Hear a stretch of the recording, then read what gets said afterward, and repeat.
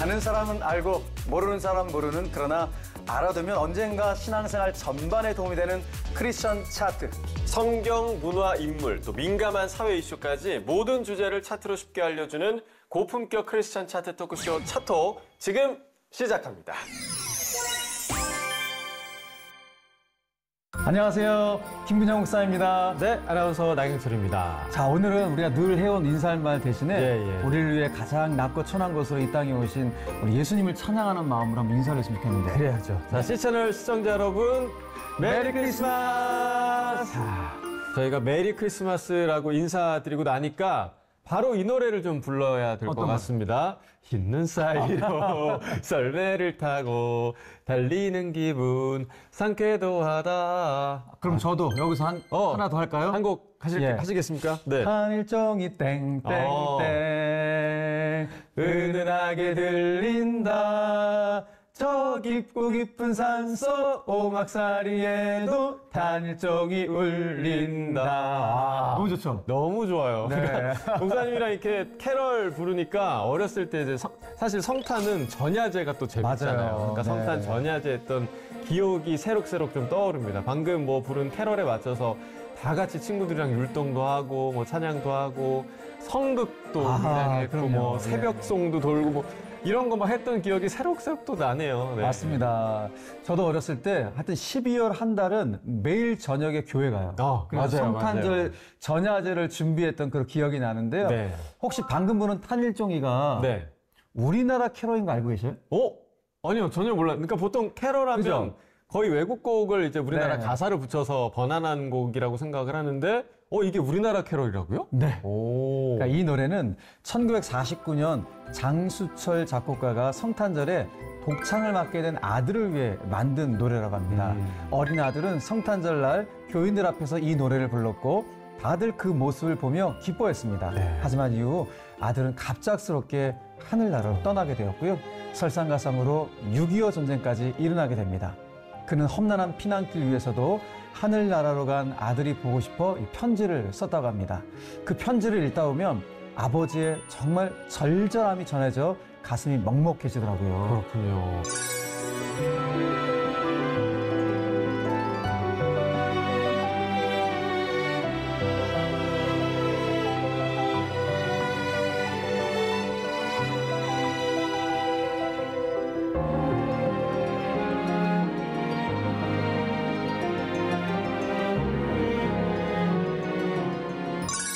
노래가 사실 굉장히 밝잖아요. 한일종이 땡땡땡. 근데 이 캐럴 안에 이런 아픈 이야기가 숨어 있을 거라고는 전혀 좀 생각을 못 했습니다. 자, 그러고 보면 성탄절에는 아름답고 감동적인 이야기가 참 많은 것 같아요. 그렇죠. 네, 그래서 준비한 오늘의 주제입니다. 따뜻한 크리스마스를 위한 4편의 이야기입니다.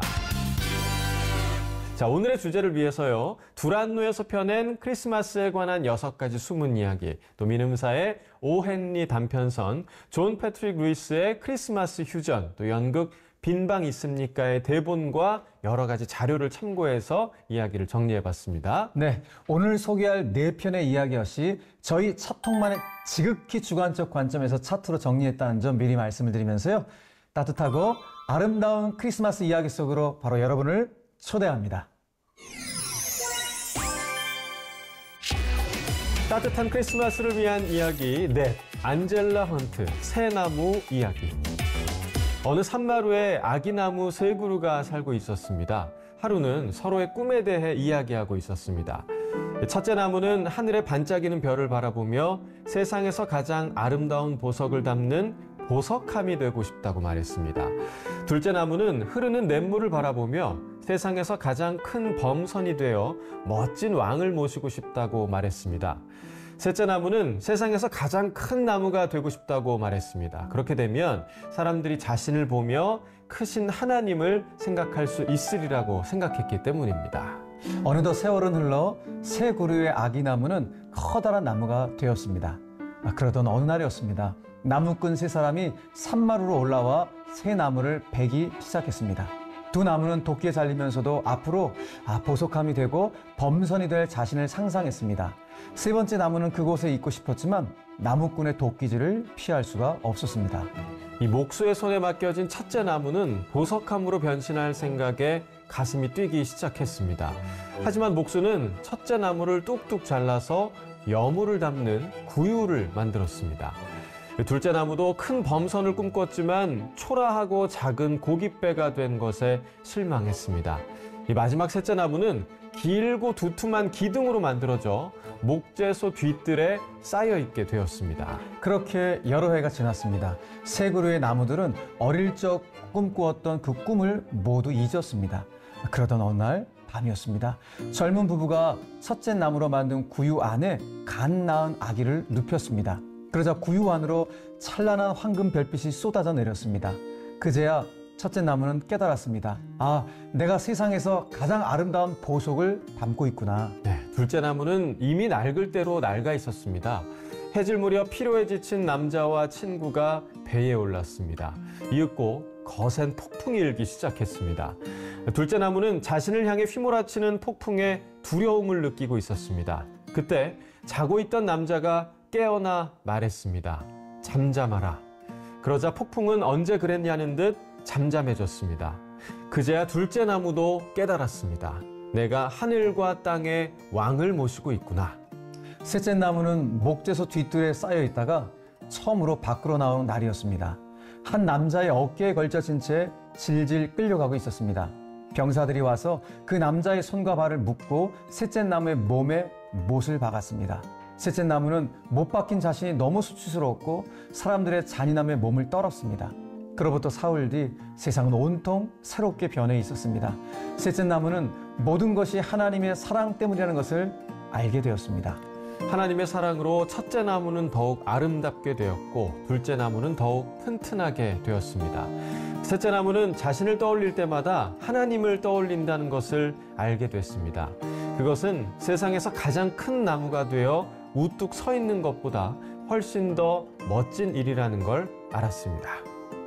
이 이야기를 다 읽고 나니까 제가 예전에 그 진로를 놓고 방황할 때 그때가 좀 생각이 납니다. 예. 제가 좀 이루려는 꿈, 그런데 하나님이 이끄시는 방향이 좀 달라갖고 제가 하나님께 왜 그래요 하나님? 왜입니까? 예. 왜입니까? 라고 질문을 많이 드렸던 것 같은데요. 그때 하나님께서 주신 말씀이 있습니다.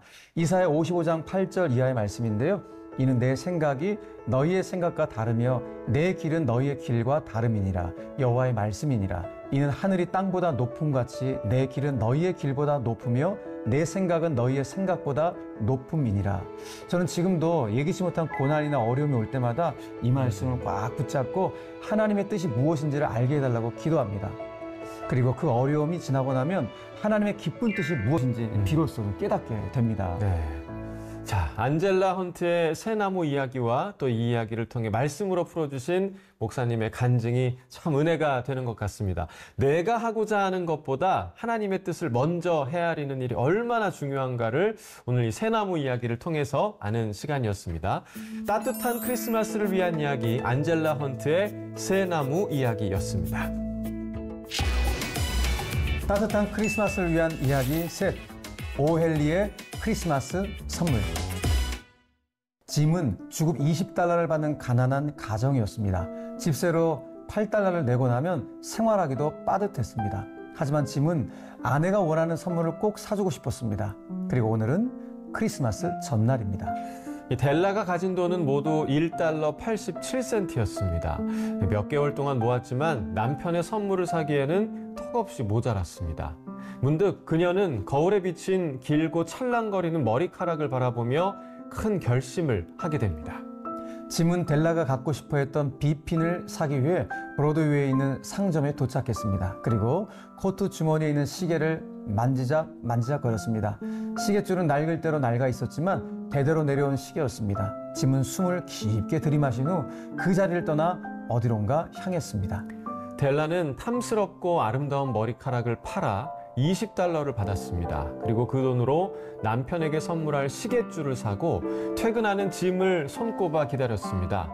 이윽고 짐이 도착했습니다.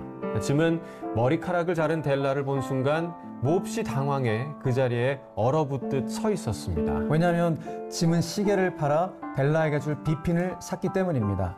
델라는 자신을 보고 놀란 남편을 보며 머리는 금방 자랄 거야 라며 말했습니다. 짐은 델라의 등을 쓰다듬며 우리 크리스마스 선물은 잠시 치워두자. 지금 사용하기에는 너무 근사해.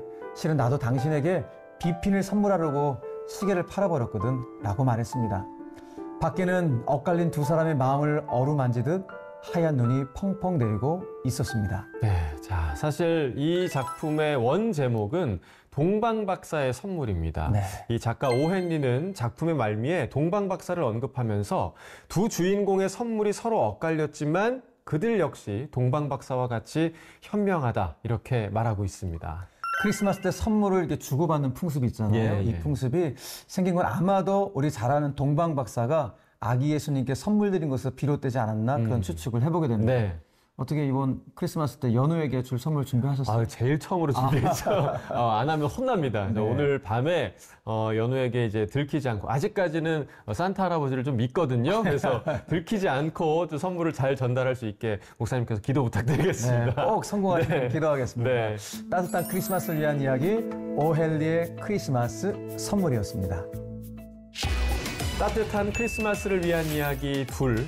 큰 전쟁을 멈춘 작은 평화, 크리스마스 휴전. 크리스마스가 다가오고 있었지만 전쟁은 멈추지 않았습니다. 프랑스 북부 독일군 점령 지역에선 100m도 안 되는 거리를 두고 독일군 진영과 영국, 프랑스 연합군 진영이 참호 속에 몸을 숨겨가며 서로에게 총을 겨누고 있었습니다.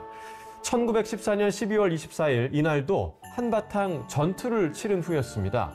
그런데 마치 익숙한 듯 누가 먼저랄 것도 없이 각자의 참호 안에 전투 식량과 보급품으로 크리스마스 식탁이 차려지고 있었습니다. 전쟁의 공포와 외로움 그리고 증오를 잠시 내려놓은 조촐한 파티였습니다. 시간이 흘러 한없이 적막한 밤 어디선가 정적을 깨는 소리가 들려왔습니다. 독일군 참호에서 들려오는 노랫소리였습니다. 프랑스군의 참호 안에서도 영국군의 참호에서도 모두 그 소리에 귀를 기울였습니다. 고요한 밤, 거룩한 밤, 어둠에 묻힌 밤. 이 노래가 끝나자 영국군 병사들이 손뼉을 치며 앙코르를 외쳤습니다. 이번에는 영국군 병사들이 백파이프를 불기 시작했습니다. 방금 노래를 불렀던 독일군 병사는 건너편 영국군 병사의 반주에 맞춰 또다시 노래를 불렀습니다. 그는 곧 크리스마스 트리를 손에 들고 참호 밖으로 나왔습니다. 평소 같았으면 참호 밖으로 머리카락만 보여도 총알이 날라왔을 테지만 오늘은 노맨스랜드에 캐롤이 포근하게 내리고 있었습니다. 노래가 끝나자 환호성이 터져 나오고 누구의 지시랄 것도 없이 양측 군인들은 참호를 나와 서로 악수하고 크리스마스 인사를 나눴습니다. 이윽고 독일, 영국, 프랑스 세 나라의 장교들은 전투를 하지 않기로 결의했습니다. 네. 자, 이 이야기를 읽으면서 여전히 지금 전쟁 중인 나라들이 많잖아요. 네. 그러니까 그런 나라들을 좀 떠올리게 됩니다. 현재 전쟁 중인 나라에도 100년 전 동일한 기적이 일어나길 저희도 좀 간절히 기도를 해보겠습니다. 네, 기도하겠습니다. 또한 이번 크리스마스에는 우리가 좀 어려운 이웃을 살필 줄 아는 마음이 모아지길 간절히 좀 소원해 봅니다. 크리스마스의 기적은요, 멀리 있지 않기 때문입니다. 지극히 작은 자 하나에게 하지 아니하는 것이 곧 내게 하지 아니하는 것이리나 라는 이 말씀처럼 어려운 이웃을 위한 기도와 후원 또한 부탁드려 봅니다. 네. 따뜻한 크리스마스를 위한 이야기, 큰 전쟁을 멈춘 작은 평화, 크리스마스 휴전이었습니다. 따뜻한 크리스마스를 위한 이야기 하나, 빈방 있습니까? 원리는 원래대로라면 4학년이어야 했지만 또래에 맞지 않는 생각과 또 느린 움직임 때문에 2학년 낮게 학교를 다니고 있었습니다. 원리는 친구들과 섞이지 못하고 맴돌았지만 투덜거리지 않았고 항상 웃으며 도와줘야 할 일이 생기면 기꺼이 돕는 소년이었습니다. 연극 연출가 럼바드는 이런 원리를 눈여겨보았습니다. 럼바드는 원리를 어떻게든 크리스마스 연극에 포함시키고 싶었습니다. 고민 끝에 럼바드는 원리에게 여관 주인 역을 맡겼습니다. 원리의 큰 키가 여관을 찾은 요셉을 맡기에 좋은 체구였고 대사가 길지 않아 그에게는 더할 나위 없는 배역이었습니다. 이 연극 연습을 하는 동안 원리는 다른 친구들보다 더 깊고 진지하게 극으로 빠져들었습니다. 이 럼바드는 공연 당일 실수가 없게 하려고 계속해서 원리에게 큐를 주는 연습을 했습니다. 드디어 무대에 막이 올랐습니다. 요셉은 마리아를 데리고 여관문 앞에 도착했습니다. 요셉은 소품으로 준비된 나무 문을 세게 두드렸습니다. 그 앞에는 여관 주인 원리가 기다리고 있었습니다. 문 두드리는 소리가 들리자 원리가 무대로 나왔습니다. 요셉은 빈방 있나요? 라고 물었습니다. 원리는 퉁명스럽게 빈방 없습니다. 라고 말했습니다. 요셉은 부탁드립니다. 좋은 여관 주인님, 이 사람은 제 아내 마리아입니다. 마리아는 지금 아기를 가져 몸이 매우 무거운 상태입니다. 우리는 정말 쉴 곳이 필요합니다. 제발 저희를 도와주세요.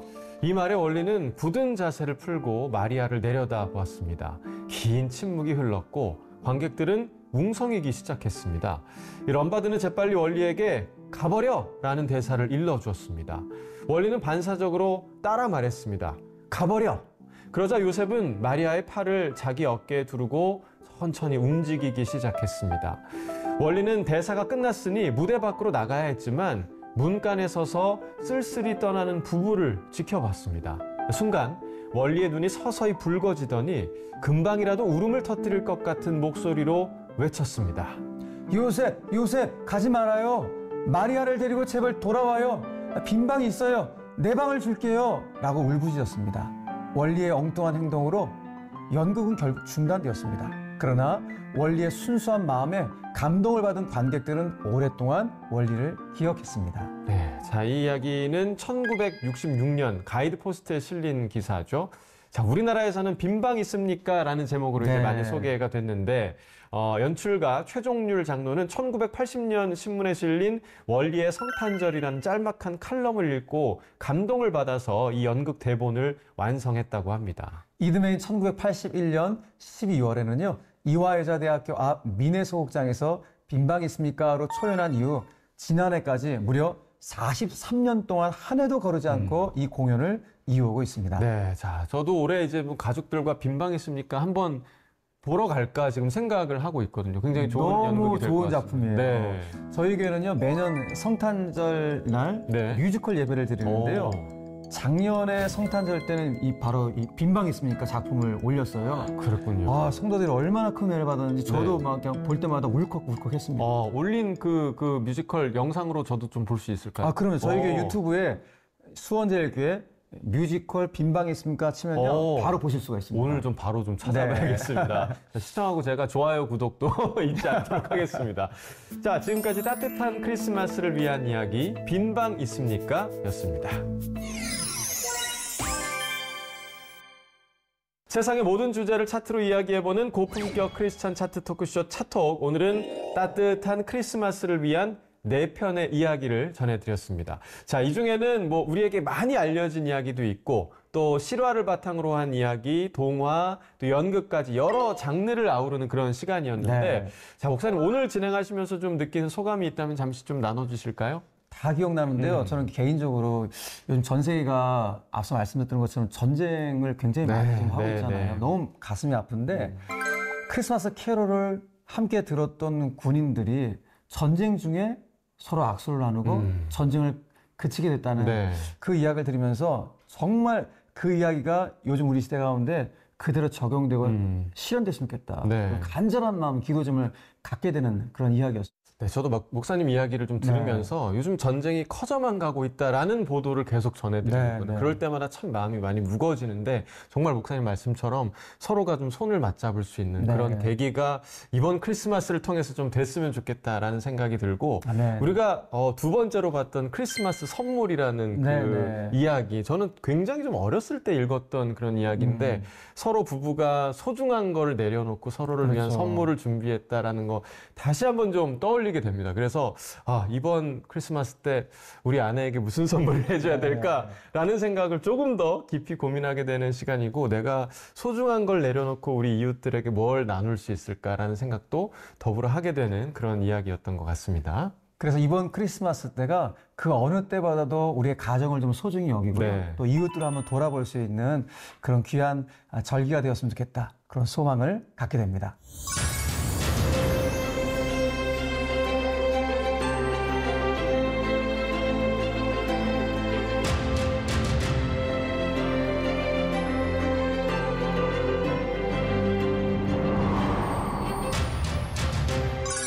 그러니까 앞서 아름답고 정말 감동적인 이야기를 저희들이 이제 전해드렸지만 예.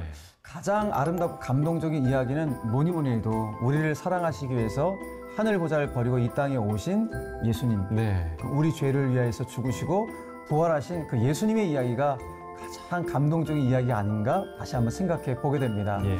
예수님이 우리를 위해 이 땅에 오신 이유를 안다면 세상에서 가장 아름다운 예수님의 이야기에 우리가 더 기울여야 할 것 같다는 그런 생각 또한 하게 되죠. 그렇습니다. 자, 요란한 세상의 문화가 주인이 아닌 예수 그리스도가 우리의 주인인 크리스마스이길 간절히 바라면서 고품격 크리스천 차트 토크쇼 차톡, 저희는 다음 주에도 흥미롭고 더 재밌는 차트로 다시 찾아오도록 하겠습니다.